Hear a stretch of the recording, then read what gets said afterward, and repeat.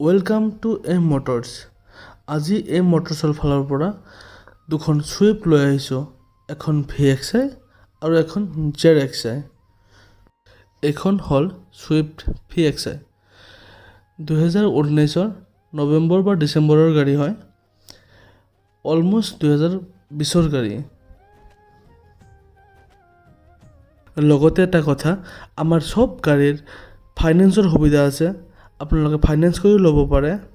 Only 1 lakh rupees advance কৰিলে দুখন গাড়ী ফাইনেন্স হৈ যাব। আহক আমি ইণ্টেৰিয়ৰটো চাওঁ। বহুত ধুনীয়া কণ্ডিশ্যন হৈ আছে, ৱেল মেইনটেইন গাড়ী হয়। অনলি 89,000 ৰানিং হয়। চিট কভাৰ লগোৱা আছে ধুনীয়া কণ্ডিশ্যনৰ।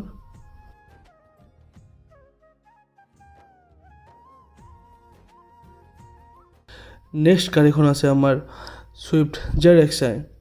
2018 ডিচেম্বৰৰ গাড়ী হয়, 2019 বুলিয়ে ক'ব পাৰি।